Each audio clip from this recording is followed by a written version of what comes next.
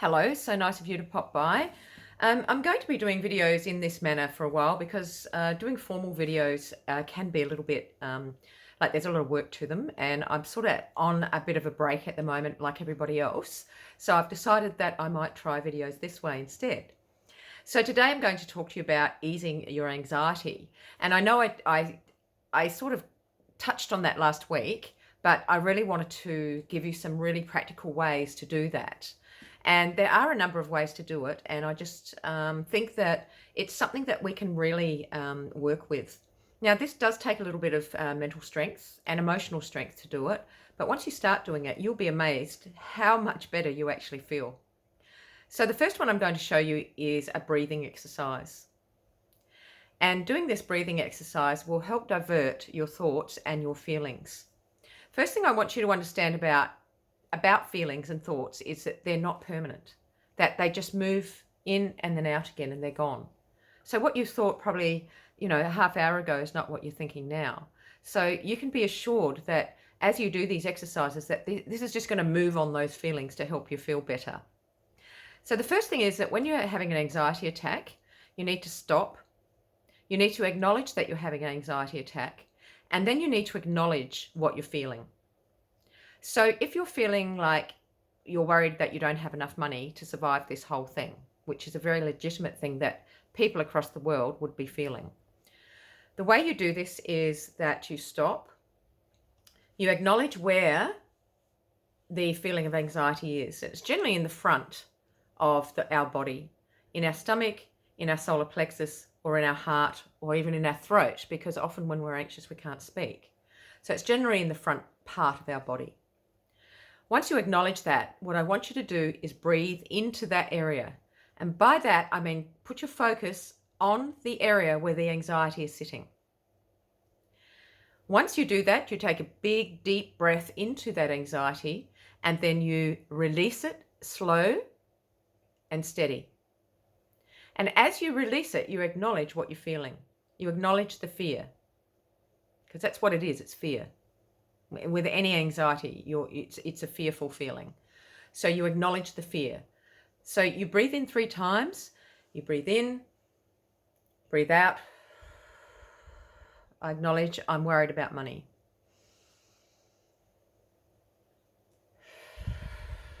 I acknowledge I'm worried about money.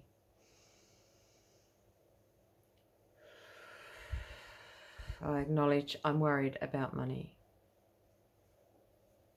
Now, on the third one, you breathe in, you acknowledge you're worried about money, but you add, but I'm going to be okay. 5th one, I'm going to be okay. I know I will survive.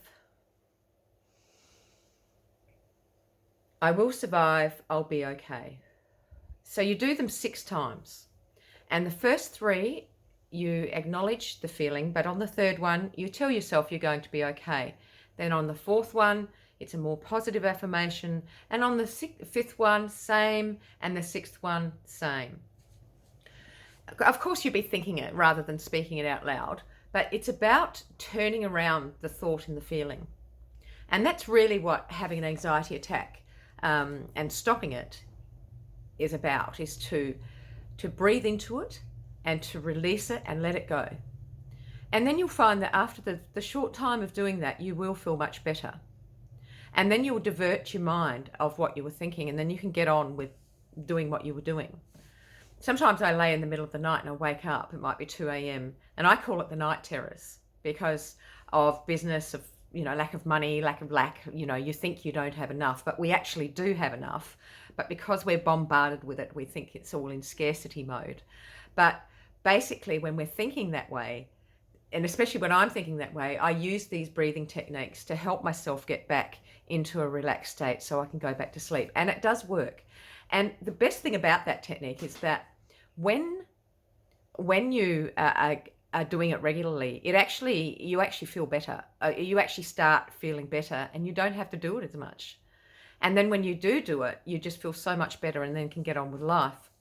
Now, if you're in a situation where you can't breathe and do big, deep breaths and do that sort of thing, the other thing that you can do is if you're out somewhere and you're feeling anxious again, that you stop your thoughts, you acknowledge that you're anxious.